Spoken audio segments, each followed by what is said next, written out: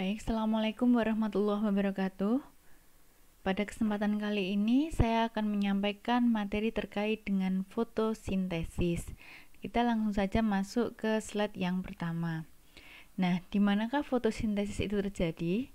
Apakah hanya terdapat di daun saja, ataukah juga terdapat di bagian-bagian yang lainnya? Jawabannya adalah fotosintesis terjadi di seluruh tubuh tumbuhan yang memiliki klorofil. Nah, letak klorofil adalah di bagian kloroplas.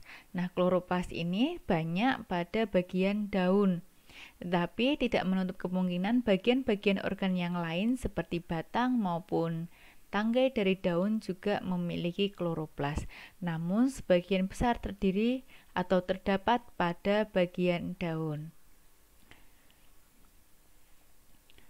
Nah, coba kita melihat daun pada gambar berikut. Apabila diamati secara anatomi, maka di sini ada bagian epidermis bawah, kemudian ada epidermis atas, kemudian di bagian tengah ini adalah mesofil atau daging daun. Nah, ini ada pembuluh anggutnya. Nah, di bagian mesofil ini memiliki banyak sekali kandungan kloroplas, seperti di jaringan palisade ataupun jaringan bunga karang. Namun bagian yang paling banyak adalah bagian palisade atau jaringan tiang. Adapun kloroplas yang terdapat pada epidermis itu hanya terdapat pada bagian stomata. Nah, kloroplas apabila diperbesar maka akan memiliki bagian-bagian seperti berikut. Ada membran luar atau bagian ini, membran luar atau outer membran maupun membran dalam yang disebut sebagai inner membran. Kemudian kalau intermembran space ini adalah space atau ruang antar kedua rongga, yaitu rongga luar dan rongga dalam. Kemudian di bagian dalam ini ya, ada istilah granum atau grana, kemudian stroma, tilakoid, kemudian ini tilakoid space. Ya, tilakoid space ini merupakan ruang antar tilakoid atau ruang yang terdapat di bagian tilakoid. Kemudian tilakoid ini merupakan satu lempengan ya, satu keping, sedangkan tumpukan dari tilakoid ini disebut sebagai granum atau grana. Nah, apa stroma itu? Stroma ini merupakan cairan pengisi dari kloroplas. Oke, ya, ini sama ya dengan gambar yang tadi, hanya saja digambarkan dengan animasi yang berbeda, tapi penjelasannya tetap sama. Oke, kalau di sini ada lamela stroma ya. Nah, ini lamela atau penghubung ya. Kemudian yang lain tetap keterangannya sama. Baik. Nah, di sini ada beberapa komponen atau hal-hal yang dibutuhkan untuk mendukung terjadinya fotosintesis. Yang pertama, bahan bakunya yaitu CO2 dan H2O, ya, karbon dioksida dan air, kemudian energi cahaya matahari, kemudian ada pigmen fotosintesis, dan yang terakhir adalah enzim. Nah, kemudian ada beberapa spektrum cahaya matahari yang memiliki panjang gelombang yang berbeda. Nah, panjang gelombang yang berbeda ini akan menghasilkan energi yang berbeda-beda pula ya. Yang pertama ada inframerah atau merupakan cahaya yang tidak tampak. Kemudian ada lagi cahaya tampak yang terdiri dari warna merah, jingga, kuning, hijau, biru, nila, ungu. Kemudian ada lagi cahaya tidak tampak selain inframerah yaitu ultra ungu. Kemudian keterangan dari pigmen fotosintesis ya. Nah, selain klorofil atau pigmen hijau, ternyata ada juga pigmen-pigmen yang lainnya yang juga berperan atau bisa digunakan untuk menunjang proses fotosintesis. Nah, yang pertama pigmen hijau atau klorofil. Ini merupakan pigmen utama yang terdapat pada tumbuhan. Ada pigmen-pigmen lainnya seperti antosianin atau merah, kemudian ini juga terdapat pada bunga dan buah Ya, seperti kalau buah itu ada di buah tomat atau di sayuran wortel. Kemudian ada lagi di pigmen vicobilin atau vicocyanin, ya. Ini warna biru terdapat pada cyanobacter. Kemudian ada karoten warna oranye pada wortel. Jadi di wortel itu juga ada antosian dan karoten, tapi lebih dominan karoten. Kemudian ada phycoerythrin. Ini warna merah, biasanya terdapat pada rhodophyta. Rhodophyta itu ganggang merah. Kemudian fucoxanthin, ganggang coklat.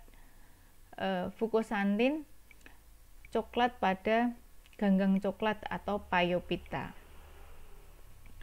Kemudian ada dua fotosistem di dalam tilakoid, ya. Jadi fotosistem ini merupakan bagian penerima cahaya matahari atau foton. Ada dua macam fotosistem. Yang pertama ada fotosistem 1 yang memiliki panjang gelombang 700 nanometer. Nah, fotosistem ini merupakan kumpulan dari klorofil, ya. Kemudian ada fotosistem 2. Ini juga kumpulan klorofil yang mampu menerima cahaya atau foton dengan panjang gelombang 680 nanometer. Nah, fotosistem 1 dan fotosistem 2 berperan sebagai tempat berlangsungnya reaksi terang yang ditandai dengan adanya yang pertama eksitasi elektron, kemudian yang kedua fotolisis air atau pemecahan molekul air, kemudian yang ketiga fotofosforilasi atau pembentukan ATP dan NADPH2. Nah, berikut reaksi terang di mana fotosistem 1 dan fotosistem 2 berperan di dalamnya. Oke, akan saya perlihatkan gambar yang lebih lebar. Ya.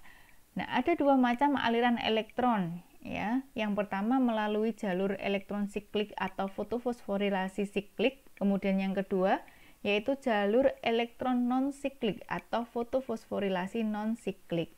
Oke, perhatikan di sini fokus utama kita yaitu adanya fotosistem 1 dengan panjang gelombang 700 dan fotosistem 2 dengan panjang gelombang 680. Nah, di sini ada matahari, ya. Matahari ini mengeluarkan sinar, ya, atau foton, mengeluarkan cahaya yang ditangkap oleh fotosistem 2, ya. Nah, fotosistem 2 dengan panjang gelombang 680 nanometer ini melepaskan elektron, ya, dan diterima oleh penerima elektron. Karena fotosistem 2 ini melepaskan elektron, otomatis bagian dari fotosistem 2 ini kekurangan elektron. Maka dibutuhkan suatu elektron untuk memenuhi elektron yang berkurang pada bagian fotosistem 2 atau P680. Nah, elektron ini diperoleh melalui fotolisis air atau pemecahan air yang dipecah menjadi elektron, kemudian oksigen atau O2 dan ion H+. Nah, ion H+ ini nantinya digunakan untuk membentuk NADPH2, sedangkan O2 atau oksigen ini sebagai zat yang dikeluarkan dan langsung dilepaskan ke udara sebagai hasil samping dari reaksi terang. Nah, secara otomatis setelah fotosistem memiliki elektron, maka di sini terjadi proses transport elektron, ya, yang diedarkan melalui penerima elektron. Salah satunya adalah sitokrom. Jadi di sini juga ada ferredoxin dan lain sebagainya. Nah, elektron kemudian sampai atau diterima oleh fotosistem 1 dengan panjang gelombang 700 nanometer. Ya. Sebelum sampai sana, ya, di sini juga terjadi adanya fotofosforilasi di mana dari ADP ini dibentuk suatu energi atau ATP, ya, yang pertama ini, ya. Jadi yang dihasilkan tadi sudah ada O2, kemudian di sini ada ATP. Kemudian sampai ke fotosistem 1 atau P700, di sini dilepaskan elektron, diterima oleh penerima elektron atau akseptor elektron, kemudian dilepaskan. Nah, di sini ada fotofosforilasi NADPH2, di mana pembentukannya diperoleh dari NADP ya, plus elektron dan juga ion H+. Nah, ini energinya sangat banyak karena diperoleh hidrogen dari fotolisis air. Jadi yang pertama ya, yang dihasilkan adalah oksigen, ATP, dan NADPH. Ini untuk jalur elektron non-siklik atau fotofosforilasi non-siklik. Nah, sedangkan jalur elektron siklik ya atau fotofosforilasi siklik ini bisa saja terjadi pada suatu tumbuhan yang hanya memiliki fotosistem 1 atau P700. Jadi ketika elektron diterima oleh fotosistem 1 ya, maka di sini tidak terjadi kekosongan elektron. Kenapa? Karena elektronnya ini ya dikembalikan lagi ketika dilepaskan kemudian diterima oleh penerima elektron, ini dikembalikan lagi ke fotosistem sehingga tidak dibutuhkan elektron dari fotolisis atau pemecahan air ya. Jadi karena siklik ya, jadi berputar terus, tidak membutuhkan elektron dari pemecahan air atau H2O. Nah, dari fotofosforilasi siklik ini ya akan dihasilkan ATP ya yang diperoleh dari ADP. Oke, ini sama ya. Oh, ini ada, kalau ini ditambahkan penerima elektron. Yang pertama adalah sitokrom ya, kemudian ada plastoquinon, ada sitokrom B, sitokrom F, plastosianin ya, kemudian ini ada sitokrom X, kemudian ada juga viridoksin. Ini adalah macam-macam penerima elektron yang berperan pada saat reaksi terang fotosintesis. Oke, ini juga sama ya. Oke, kalau di sini tadi kan ada beberapa kode sitokrom ya, di sini langsung disingkat kompleks sitokrom. Jadi ini ada beberapa referensi terkait dengan proses reaksi terang fotosintesis. Oke, oh ada lagi di sini. NADP reduktase ini merupakan enzim ya, enzim yang berperan ya dalam fotofosforilasi pembentukan NADPH2 dari NADP ya, kemudian H+ dan elektron. Oke, nah dari hasil tersebut ya, ini bisa kita simpulkan fotolisis air ya, oksigen langsung dilepaskan ke atmosfer, kemudian elektron dalam membentuk ion H+, kemudian dieksitasi ke fotosistem. Pada saat eksitasi elektron dihasilkan energi ATP dan NADPH. Inilah yang disebut sebagai fotofosforilasi. Nah, setelah reaksi terang dilanjutkan ke reaksi gelap ya. Nah, banyak sekali yang salah konsep terkait dengan reaksi gelap ya. Banyak yang mengira bahwa reaksi gelap ini terjadi pada saat malam hari. Bukan seperti itu konsepnya. Reaksi gelap ini terjadi ketika proses fotosintesis ini tidak lagi memerlukan energi cahaya matahari ya. Dan bahkan fotosintesis ini tidak hanya terjadi pada saat siang hari. Malam hari pun ketika tumbuhan menerima energi cahaya, walaupun itu dari cahaya lampu atau cahaya dari pantulan bulan, itu pun juga bisa terjadi. Nah, namun karena memiliki tingkat energi yang berbeda, maka hasilnya akan lebih banyak ketika siang daripada di malam hari.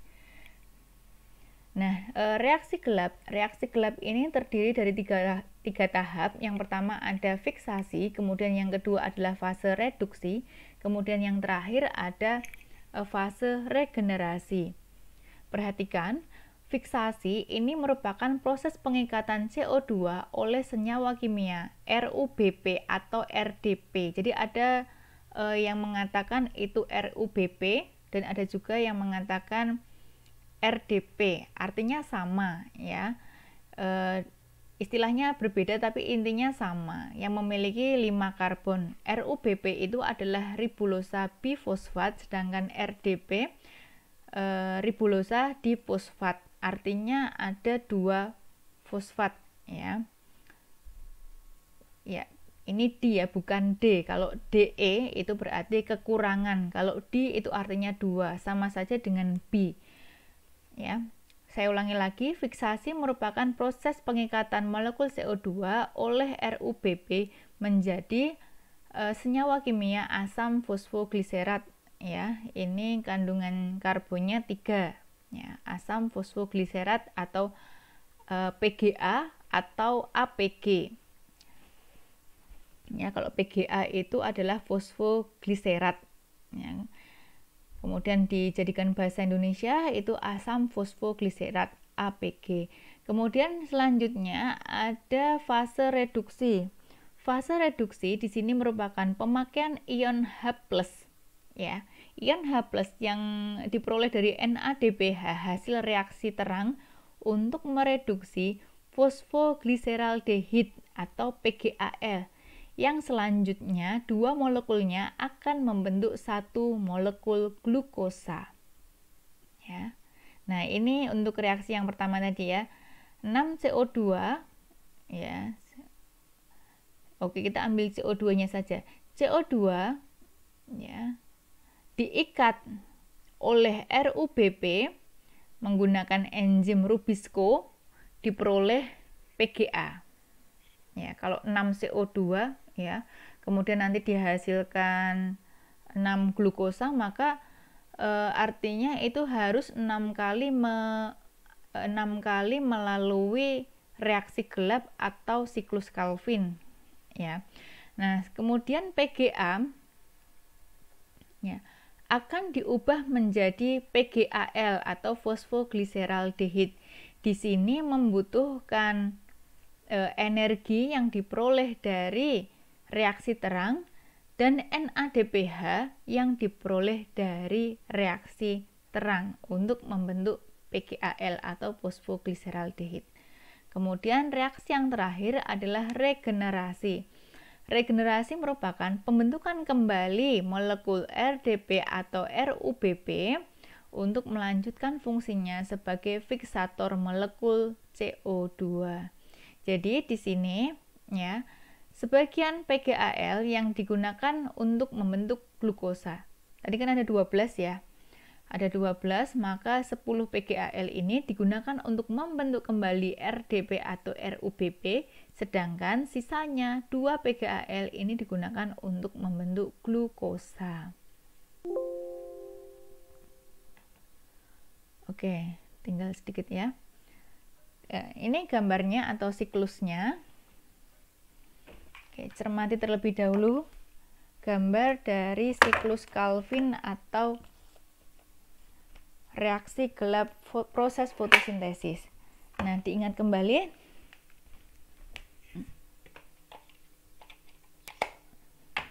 Yang pertama ada fiksasi, kemudian yang kedua ada reduksi, kemudian yang terakhir ada regenerasi. Jadi ini nanti kalau misalnya Anda menggambar, ini bisa Anda berikan garis ya untuk memisahkan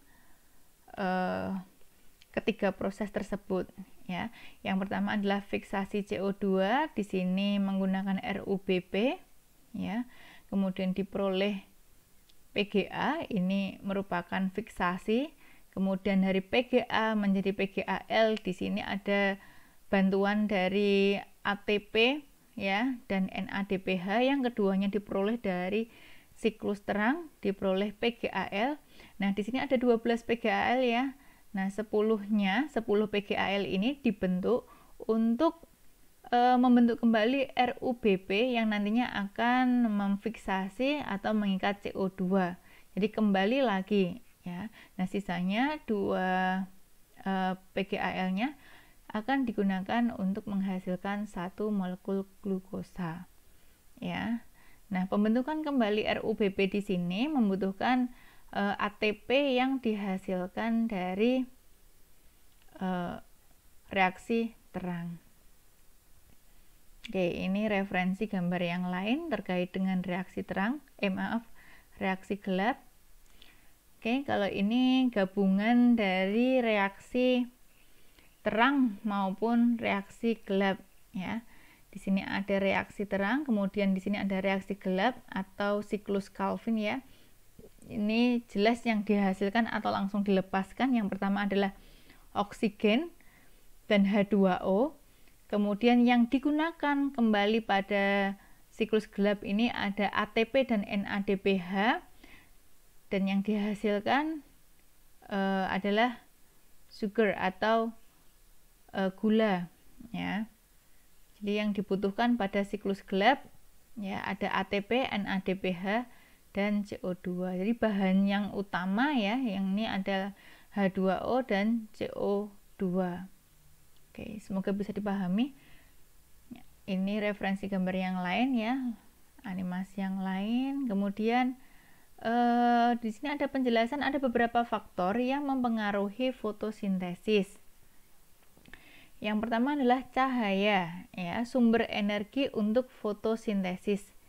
Nah, energi cahaya yang diserap oleh tumbuhan tergantung pada yang pertama intensitas sumber cahaya. Jadi tadi pernah saya sampaikan ya, malam dan siang. Malam itu pun sudah malam juga bisa terjadi proses fotosintesis. Namun karena intensitasnya berbeda ya, maka hasilnya pun juga berbeda dibanding dengan siang hari yang lebih terang sumber cahayanya. Kemudian panjang gelombang cahaya.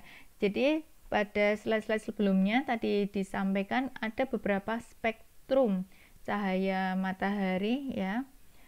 Itu juga mempengaruhi hasil dari fotosintesis. Ya, kemudian lama penyinaran. Ya. Kemudian bisa juga kan cahaya yang dibuat ya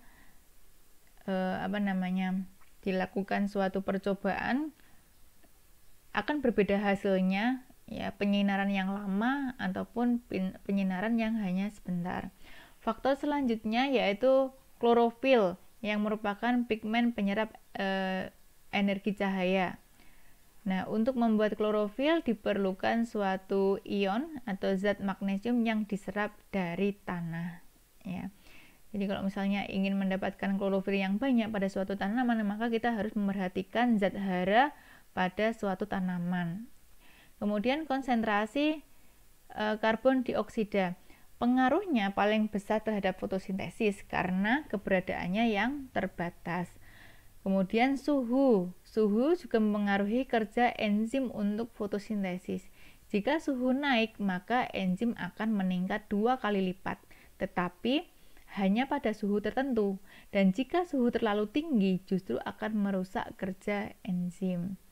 Selanjutnya air, ya jelas H2O. Jika kekurangan air, maka stomata akan menutup sehingga menghalangi masuknya karbon dioksida. Gitu ya. Nah, selanjutnya ada beberapa macam percobaan untuk membuktikan adanya proses fotosintesis pada tanaman. Yang pertama, Ingenhousz ya. Saya rasa ini di SMP ya, tingkat SMP maupun tingkat SMA ini juga pernah dipraktekkan ya. Ingenhousz ini bertujuan untuk membuktikan bahwa fotosintesis ini akan menghasilkan oksigen menggunakan objek tanaman air Hydrilla verticillata. Hasilnya, tanaman air yang ditutup dengan corong terbalik dan ditempatkan di bawah sinar matahari, maka akan timbul gelembung-gelembung gas oksigen. Nah, ini Anda juga bisa memberikan berbagai macam perlakuan, misalnya yang satu diletakkan di tempat yang gelap atau sedikit sinar, kemudian yang satunya diletakkan di bagian yang banyak sinarnya. atau juga bisa ditambahkan ya, misalnya NaOH atau zat kimia yang lainnya yang bisa menambahkan CO2 atau menambahkan oksigen seperti itu. Oke, dan lain sebagainya. Atau banyak sedikitnya tanaman hidrilla yang digunakan sebagai perlakuan. Kemudian Angelman ya. Tujuan membuktikan pada fotosintesis mutlak diperlukan klorofil. Objeknya adalah ganggang Spirogyra dan bakteri oksigen. Ya, ini dilakukan di bawah mikroskop. Ya, hasilnya hanya kloroplas yang terkena sinar yang melepaskan oksigen. Hal ini terbukti dengan berkerumunnya bakteri oksigen di tempat yang terkena sinar. Ya, ini dilihat ya, sinar ini kemudian dipantulkan ke prisma sehingga memunculkan spektrum warna yang berbeda. Di sini kita bisa melihat spektrum warna manakah yang paling menghasilkan oksigen paling tinggi. Ya, bagian yang menghasilkan oksigen yang paling tinggi ini pasti akan banyak dikerumuni oleh bakteri oksigen seperti ini ya. Jadi bakteri ini spektrum warna yang paling menghasilkan atau memiliki panjang gelombang yang tinggi ini, kalau berdasarkan gambar ini, ada di warna biru dan warna merah.